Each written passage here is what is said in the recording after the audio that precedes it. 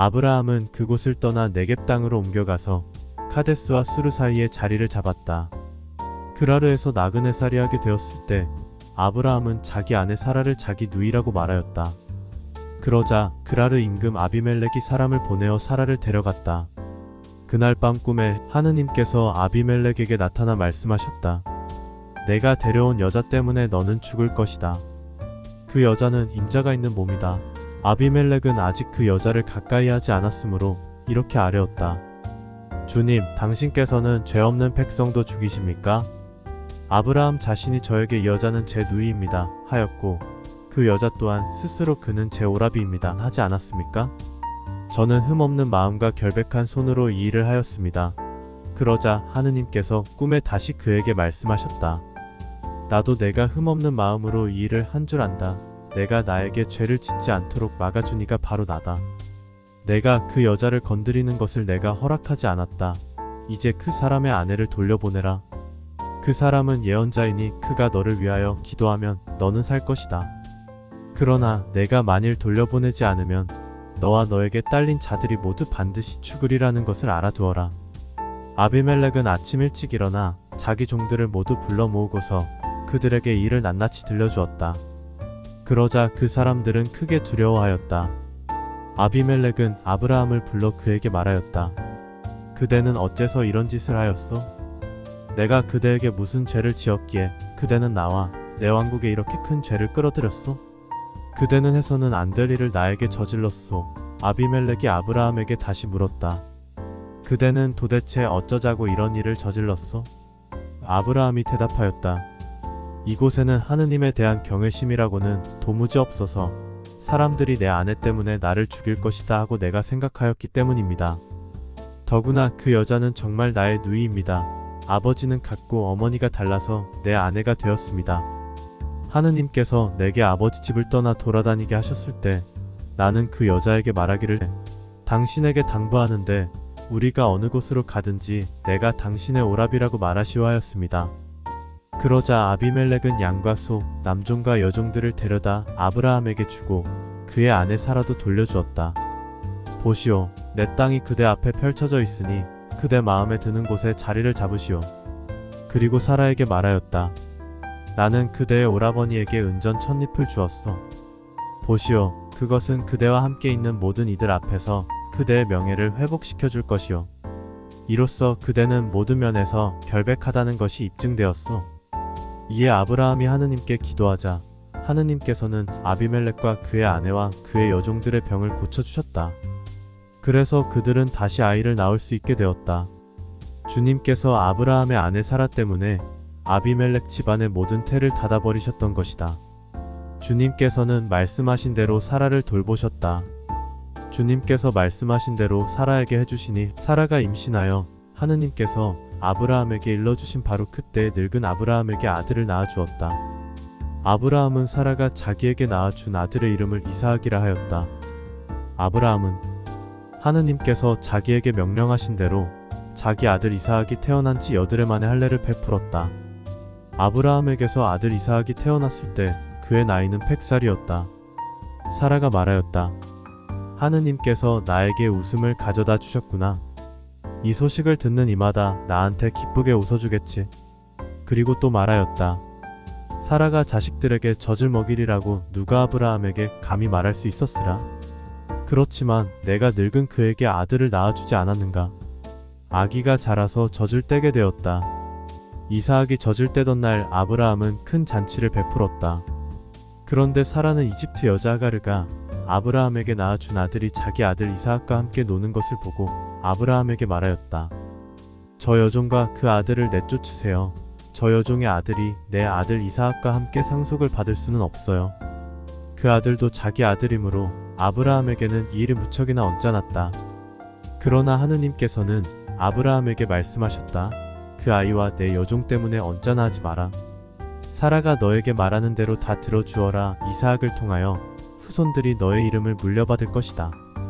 그러나 그 여종의 아들도 내 자식이니 내가 그도 한 민족이 되게 하겠다.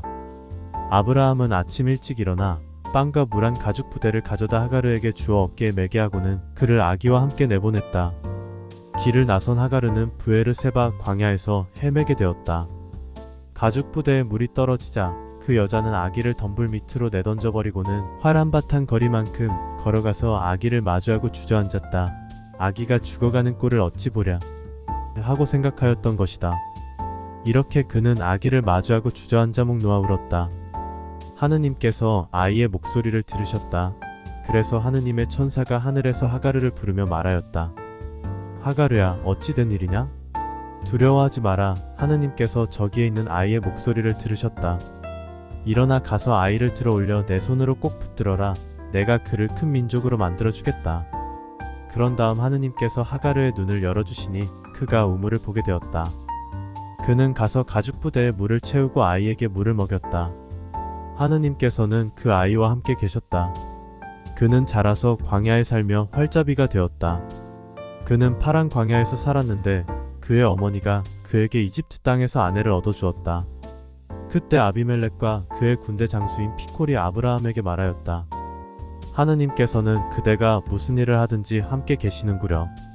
그러니 이제 그대는 나와 내 자식들과 내 후손들을 속이지 않고 오히려 내가 그대에게 호의를 베푼 것처럼 나와 그리고 그대가 나그네 살이하는 이 땅을 그렇게 대해줄 것을 여기에서 하느님을 두고 나에게 맹세해 주시오. 아브라함은 맹세합니다 하고 말하였다.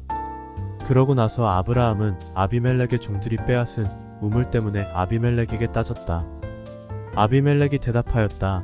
누가 그런 짓을 하였는지 나는 모르오. 그대도 나에게 말해준 적이 없지 않소? 나는 오늘까지 그런 말을 들어보지 못하였소. 그래서 아브라함이 소들과 양들을 데려다 아비멜렉에게 주고 두 사람은 계약을 맺었다. 아브라함이 양떼에서 어린 암양 7마리를 따로 떼어놓자 아비멜렉이 아브라함에게 물었다. 어린 암양 7마리를 따로 떼어놓은 까닭이 무엇이오? 아브라함이 대답하였다. 이 어린 암양 7마리를 내 손에서 받으시고 내가 이 우물을 팠다는 사실에 대하여 증인이 되어 달라는 것입니다. 이렇게 그 두 사람이 거기에서 맹세를 했다고 하여 그곳을 브에르세바라 하였다. 그들이 이렇게 브에르세바에서 계약을 맺은 다음 아비멜렉과 그의 군대 장수인 피콜은 일어나 필리스티아인들의 땅으로 돌아갔다. 아브라함은 브에르세바에 에셀 나무를 심고 그곳에서 영원한 하느님이신 주님의 이름을 받들어 불렀다. 아브라함은 오랫동안 필리스티아인들의 땅에서 나그네살이 하였다. 이런 일들이 있은 뒤 하느님께서 아브라함을 시험해 보시려고 아브라함아 하고 부르시자 그가 예 여기 있습니다 하고 대답하였다. 그분께서 말씀하셨다. 너의 아들 내가 사랑하는 외아들 이사학을 데리고 모리아 땅으로 가거라. 그곳 내가 너에게 일러주는 산에서 그를 나에게 번제물로 바쳐라. 아브라함은 아침 일찍 일어나 나귀의 안장을 얹고 두 아인과 아들 이사학을 데리고서는 번제물을 살 장작을 팬 뒤 하느님께서 자기에게 말씀하신 곳으로 길을 떠났다. 사흘째 되는 날에 아브라함이 눈을 들자 멀리 있는 그곳을 볼 수 있었다. 아브라함이 하인들에게 말하였다. 너희는 나귀와 함께 여기에 머물러 있어라. 나와 이 아이는 저리로 가서 경배하고 너희에게 돌아오겠다. 그러고 나서 아브라함은 번제물을 살 장작을 가져다 아들 이사학에게 지우고 자기는 손에 불과 칼을 들었다. 그렇게 둘은 함께 걸어갔다. 이사학의 아버지 아브라함에게 아버지 하고 부르자 그가 얘야 왜 그러느냐? 하고 대답하였다. 이사학의 불과 장작은 여기 있는데 번제물로 바칠 양은 어디 있습니까? 하고 묻자 아브라함이 얘야 번제물로 바칠 양은 하느님께서 손수 마련하실 거란다 하고 대답하였다. 둘은 계속 함께 걸어갔다. 그들이 하느님께서 아브라함에게 말씀하신 곳에 다다르자 아브라함은 그곳에 제단을 쌓고 장작을 얹어 놓았다. 그러고 나서 아들 이사학을 묶어 장작 위에 올려놓았다. 아브라함이 손을 뻗쳐 칼을 잡고 자기 아들을 죽이려 하였다. 그때 주님의 천사가 하늘에서 아브라함아 아브라함아 하고 그를 불렀다. 그가 예 여기 있습니다 하고 대답하자 천사가 말하였다. 그 아이에게 손대지 마라. 그에게 아무 해도 입히지 마라. 내가 너의 아들 너의 외아들까지 나를 위하여 아끼지 않았으니 내가 하느님을 경외하는 줄을 이제 내가 알았다. 아브라함이 눈을 들어보니 덤불에 뿔이 걸린 수장 한 마리가 있었다. 아브라함은 가서 그 수장을 끌어와 아들 대신 번제물로 바쳤다. 아브라함은 그곳의 이름을 야훼 이레라 하였다. 그래서 오늘도 사람들은 주님의 산에서 마련된다 고들한다. 주님의 천사가 하늘에서 두 번째로 아브라함을 불러 말하였다. 나는 나 자신을 걸고 맹세한다. 주님의 말씀이다. 내가 이 일을 하였으니 곧 너의 아들, 너의 외아들까지 아끼지 않았으니 나는 너에게 한껏 복을 내리고 내 후손이 하늘의 별처럼 바닷가의 모래처럼 한껏 번성하게 해주겠다. 너의 후손은 원수들의 성문을 차지할 것이다. 내가 나에게 순종하였으니 세상의 모든 민족들이 너의 후손을 통하여 복을 받을 것이다. 아브라함은 하인들에게 돌아왔다. 그들은 함께 브에르세바를 향하여 길을 떠났다. 그리하여 아브라함은 브에르세바에서 살았다.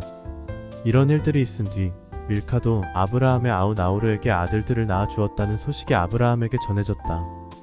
곧 맏아들 우츠, 그의 아우 부즈, 아람의 아버지인 크무엘, 그리고 케셋, 하조 필다스, 이들람, 푸투엘이다. 이 푸투엘이 레베카를 낳았다. 이 여덟불 밀카가 아브라함의 아우 나호르에게 낳아 주었다.